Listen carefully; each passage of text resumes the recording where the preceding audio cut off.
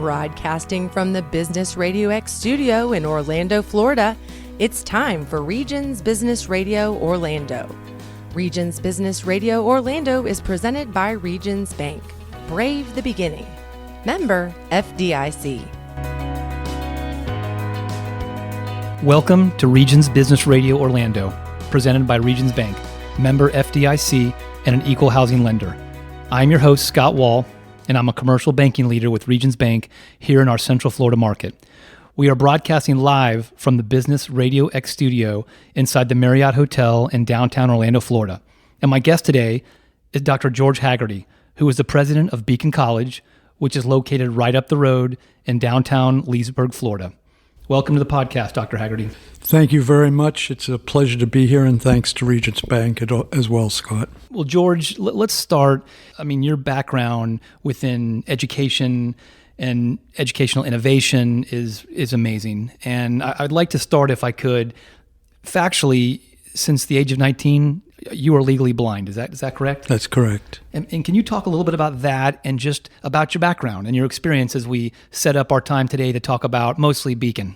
Sure. Actually, the reality is that the loss of my eyesight, which was progressive over my late teens and early adulthood into the 40s and 50s, was something that really defined my life in a very positive way.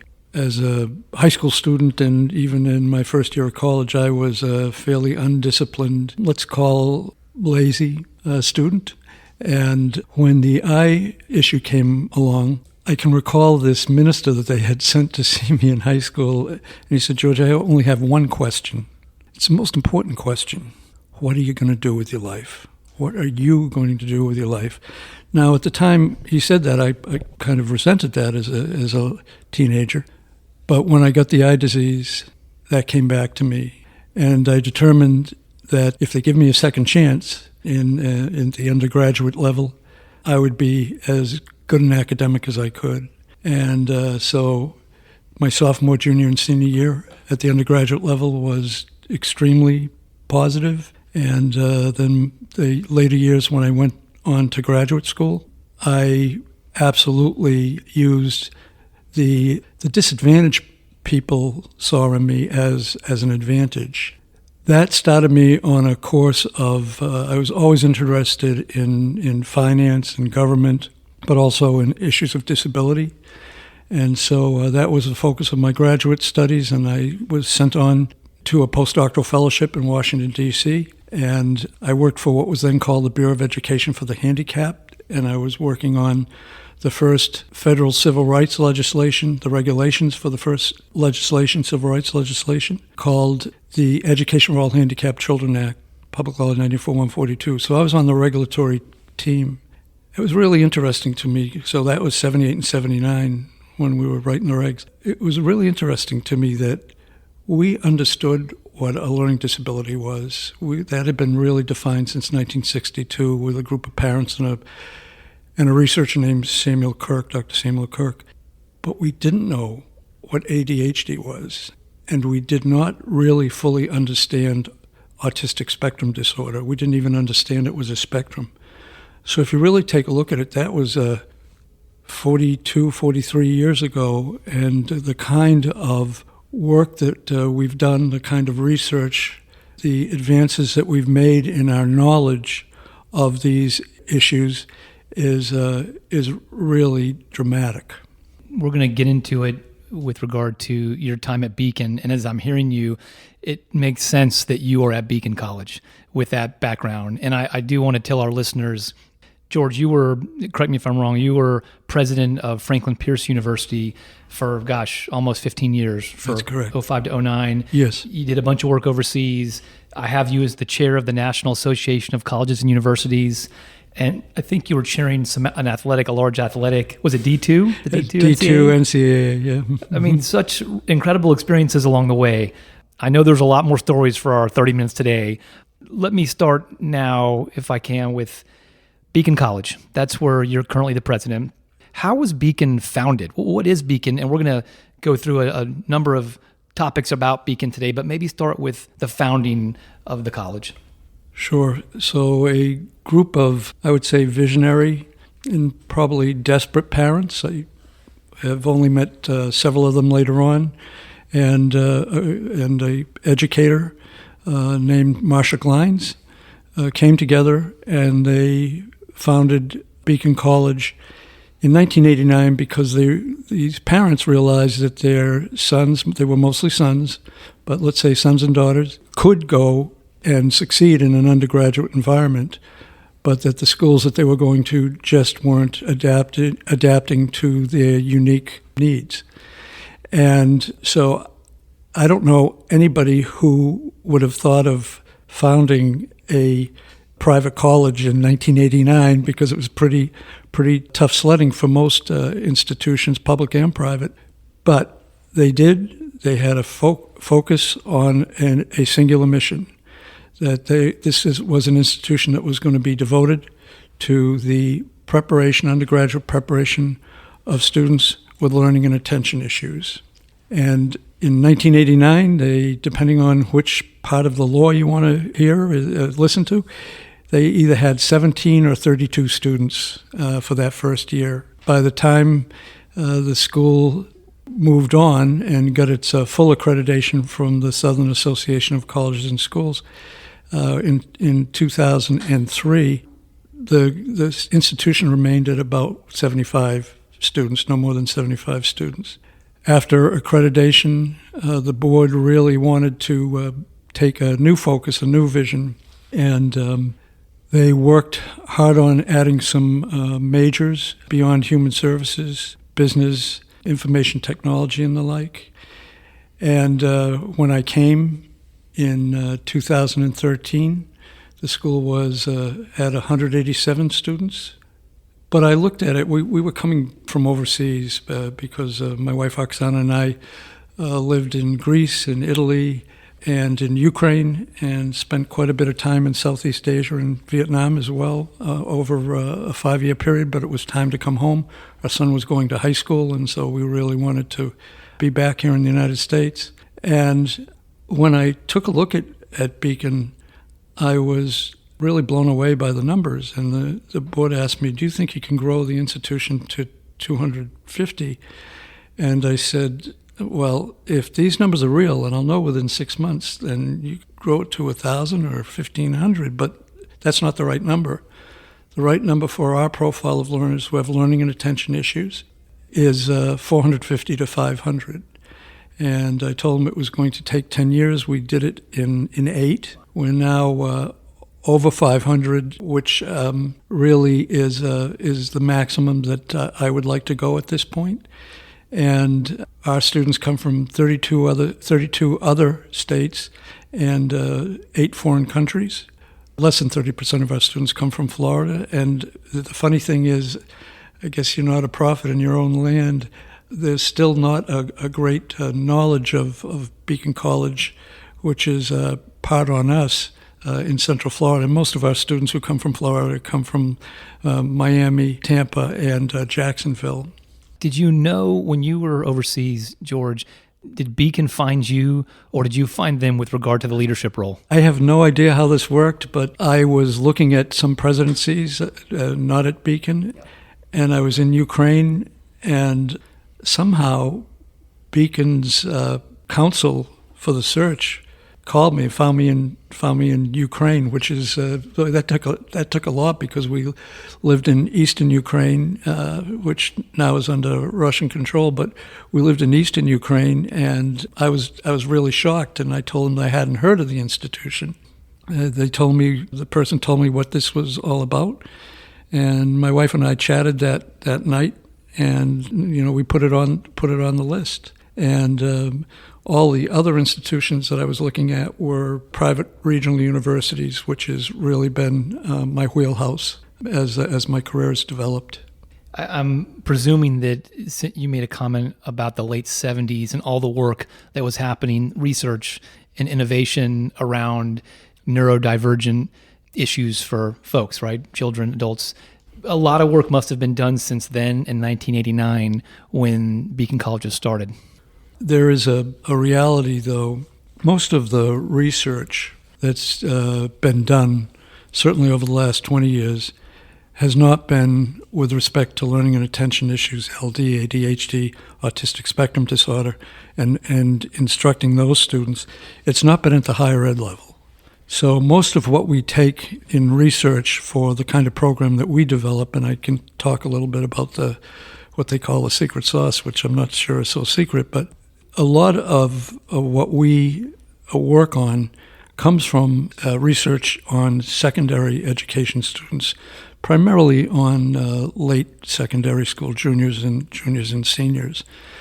So we really are, with a couple of other institutions, we're really pioneering some new ground. And you had asked me about the secret sauce of the institution. There truly is no secret sauce, but what I can say is we know now that universal design and instruction is the most effective form of instruction, not only for students who have learning and attention issues, but for all students, including gifted students. And that's the program, that's exactly how we prepare our students. But the other piece of what we do is we have a learning specialist model. And that learning specialist is assigned from the time the student is admitted and works with that student weekly, not to tutor them, not to regurgitate what was in the classroom, but to keep them focused and motivated and moving forward. And yes, they do work on issues that the student is maybe having in the classroom.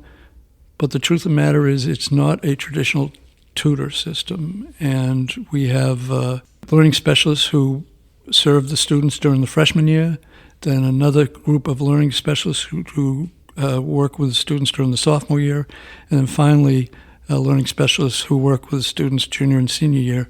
By junior and senior year, most of the students do not need the support of the learning specialists. We have a scaffolded system. It meets all the requirements that we have to meet, just like any institution accredited under the Southern Association of Colleges and Schools. So this is not a watered-down system. And really what I believe makes Beacon unique is that, and this has been since a very early, probably about 9 years ago, when the board and I decided that we were going to have a totally different focus. We were going to put in place a rigorous undergraduate preparation, nothing watered down, using universal design that was specifically devoted to this population of students, which is very different from the idea of a LD school or an LD program. All of our students have some issue. We only take 58% of the students who apply, and that number is actually starting to go down, to about 55% because we are literally full at the institution.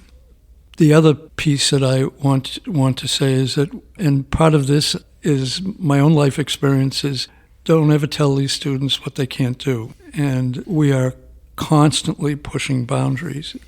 I happen to believe that a very good liberal arts institution has to have a foreign experience, an overseas experience. And so 6 years ago, we determined to start our first overseas experience, which is called Beacon in Tuscany. It's our own program just outside of Florence. And right now, our students left this week. They left this weekend to go over to have an incredible time overseas for a full semester. It's our program. We have a beautiful hotel right on a beautiful piazza and an incredible Italian-based food experience for them. And our classroom is also utilizing some of the University of Florence classrooms. And it's really been an incredible feature. And when we started it, we were told, oh, boy, students who are on the autistic spectrum, they don't like change. And I said, try me. And the first 8 students that went over out of those 25, we can only take maximum 25 over just because of the room that we have. The first 8 students who were on the spectrum came back just as transformed as any student at any university would be when they come back from this experience. This year, we're hoping to start Beacon in Tokyo. In the spring, we just have a little bit more to negotiate. We already know how popular that's going to be with our students, because I'm not sure whether it's anime or whether it's sushi, but boy, they're all over Japan.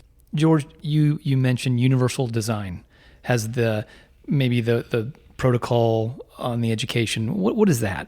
It's really to approach all learners who multimodally, because there are some students who are visually, their mode of taking in information is largely visual. There's auditory, and there's experiential kinesthetic. And every one of the lectures touches those features so that all learners can participate and succeed. They're available to learn.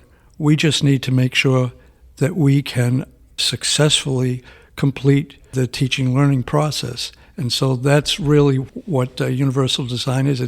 It's making instruction available to every student, irrespective of their modality.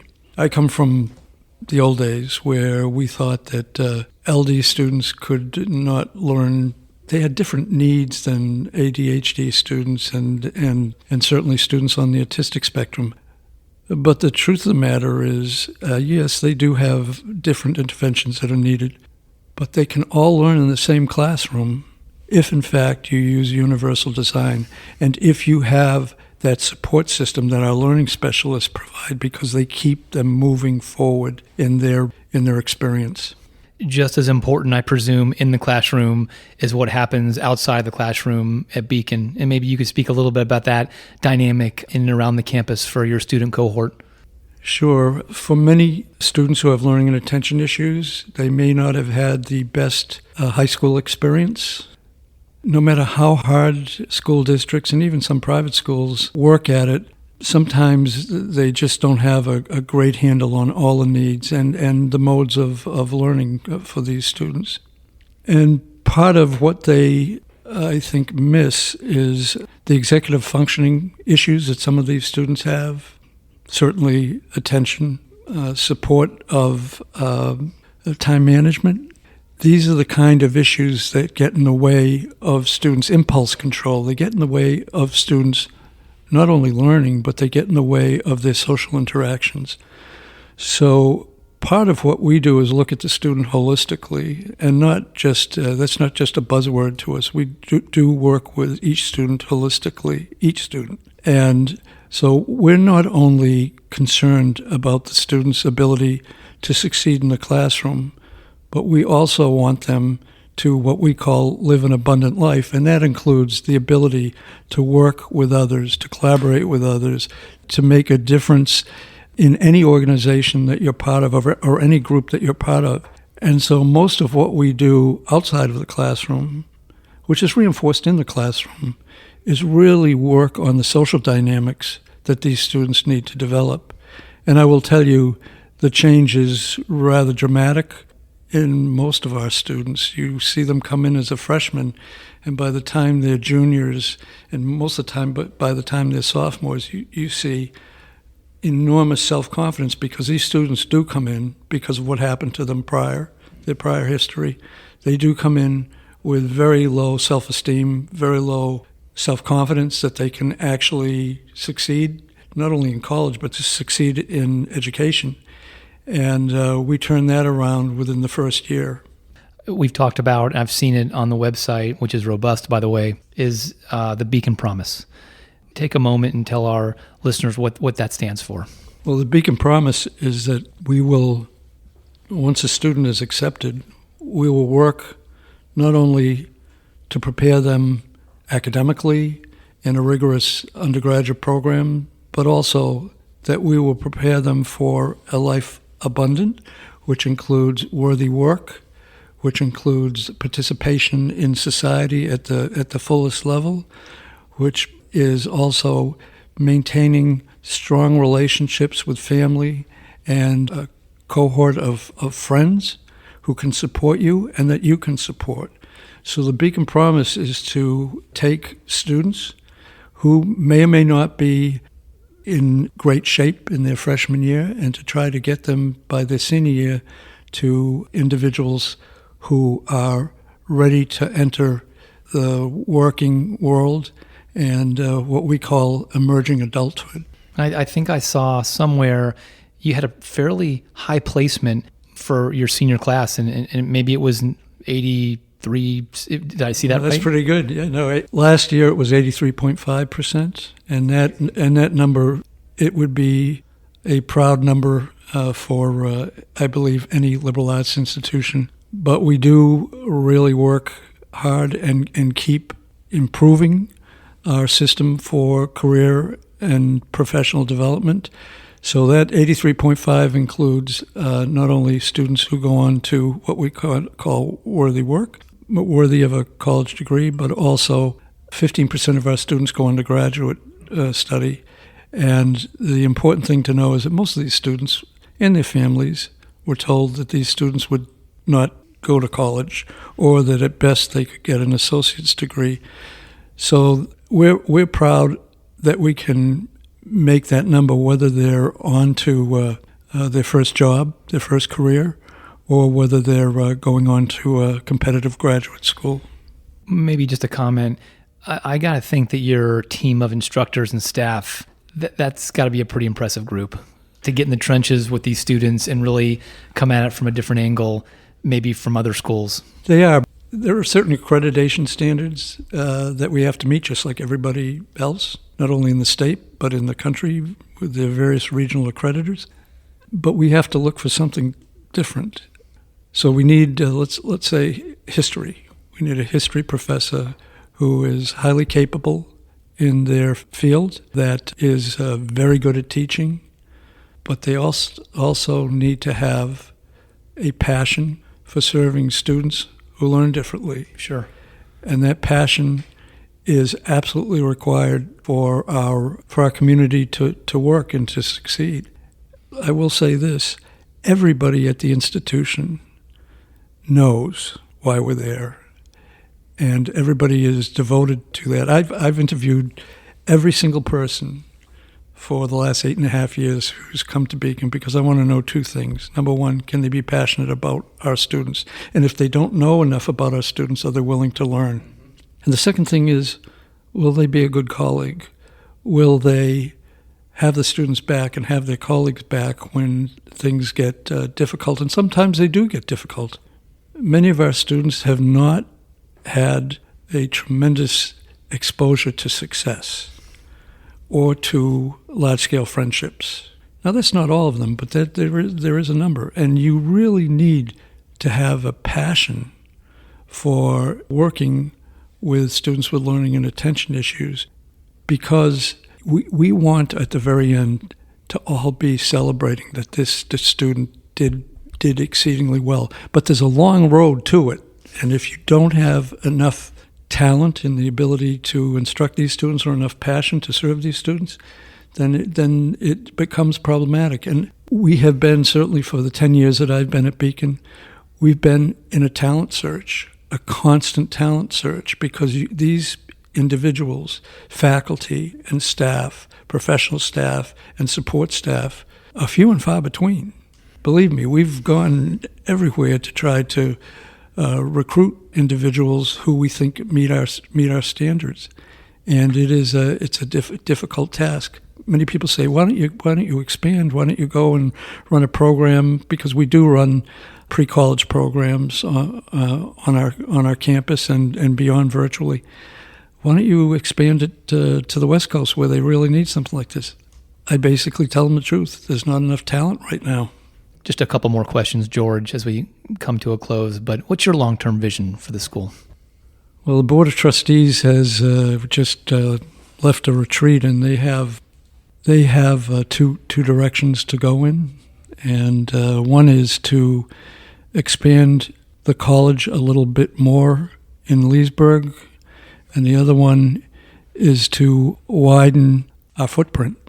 And that may be someplace in this country or overseas. We've certainly been approached because the numbers are reality. They're realistic. The numbers, the matrices that we have on student persistence, on student graduation, and work, entry into the workforce, are significantly ahead of not only the vast majority of institutions, but I think all institutions. And the need overseas is so great. I mean, we tried to start at the invitation of a group in India. It's just too big an issue, given the kind of talent base that is that we have. We have a very good relationship with the United Arab Emirates, and particularly Sharjah, and we do a lot of work with them. They're very sophisticated in what they do, but it's a totally different culture, a totally different environment. But I love what they call individuals with disabilities. I don't call them individuals with disabilities. They call them people of determination. And you know, our kids, it's perfect because our kids at Beacon are the most determined students. And I would say the faculty is the most determined faculty that you can imagine. So that is the perfect name for it. And we had to get it from another culture. Well, I believe it. Before I ask our last question, I do want to tell our audience, particularly in Central Florida, I got the opportunity last week to drive the campus and walk around a little bit. What was really amazing to me, George, I walked in the Student Union building, which appeared to be kind of the hub of campus, or one of them at least. And there were groups in there. There were like a handful of groups that were socializing, and there was just incredible camaraderie in that room. And it was really cool. And so I want to say, your secret sauce up there in Leesburg is impressive to you and your team. And I know it's a team effort, a lot of folks involved in this undertaking, but it's a pretty special place. I mean, to offer this to this particular cohort is pretty incredible. The one thing I can say is, if I ever get down in a day, I take a walk over exactly where you went and to see the activity, and particularly for students who have social contact issues, to see how they really develop over time. It's really an incredible thing to see. And I would say, and I don't believe this is bragging rights, I believe it's a reality. We knew by year 5 that we were going to be ranked very high in our specialty, because everybody accepts students with learning and attention issues. Every institution, they do. You do rank high. I think recently the school showed very well against its peer group. Didn't something just come out? We always knew that we were going to get high in the rankings. So we're number 1 for students with learning and attention issues, higher ed for students with learning and attention issues. We're number 1 in Peterson's Guide. But what we didn't expect to happen as quickly was the recognition of the institution as a rigorous traditional institution. And last year we were ranked number 10 for regional colleges, and a lot of this is outcome-based, but regional colleges in the South in U.S. News and World Report. And we just found out that we are now ranked number 3. Wow. And we are ranked number 5 in the very critical area of social mobility.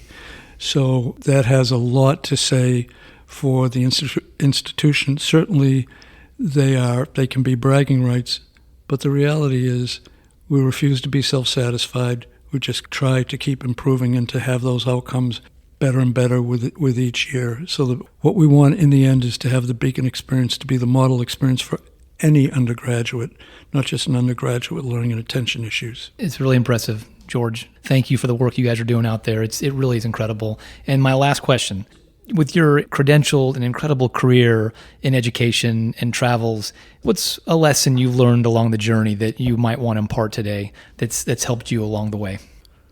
Personally, that your island of challenge should not be the landscape of your life. It can be a motivator. It can be something that you have to overcome with some very special ways, a toolkit, because it shouldn't be the landscape of your life. We're all very different. People ask me, how different are students at Beacon? I say, well, they're just like any other student. They have their own ambitions. They have their own strengths. They have their own challenges. They have, their own dreams and ambitions. And if that's helpful to the audience here, it is what we understood when we first went to the kind of model that we have, and the focus on being a really good liberal arts institution for our students and for our families. The other thing that I have learned, now this is on a professional basis, is if you build it, they will come, but you have to have fidelity. Fidelity to the utmost professionalism in your field. And I would say we still have plenty of way to go at Beacon, but we have been at a very high level professionally, and we've really pushed the model. And we've gone from 187 students to we've had to stop at 500. And we're trying to figure out other ways of having students become involved with the undergraduate program. You asked about what's the future. We're still trying to determine what that will be. Keep pushing. Thank you. Yeah, thank you very much for coming on here, George. I'd like to thank our guests and our listeners to Regions Business Radio Orlando, presented by Regions Bank, member FDIC, and an equal housing lender. You can enjoy our episodes anytime by visiting businessradiox.com and selecting the Orlando studio, and then clicking on Regions Business Radio. This program is also available on iTunes, Spotify, iHeartRadio, or wherever you enjoy your favorite podcasts. Please be sure to subscribe to the program so you don't miss any of our future episodes. I'm Scott Wall, and you've been listening to Regions Business Radio Orlando on Business Radio X. Regions Bank, member FDIC, equal housing lender. This information is general in nature and is not intended to be accounting, legal, tax, investment, or financial advice. Regions believes this information to be accurate when recorded, but it cannot ensure that it will remain up to date. Consult an appropriate professional concerning your specific situation. The information should not be construed as a recommendation of a specific course of action for any individual or business. All Regions products and services are subject to qualification requirements, terms, conditions, fees, and credit approval.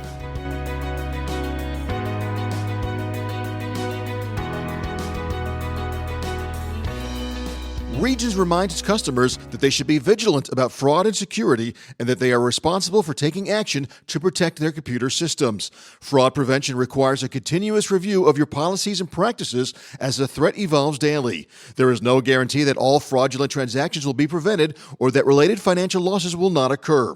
Visit regions.com/stop fraud or speak with your banker for further information on how you can prevent fraud.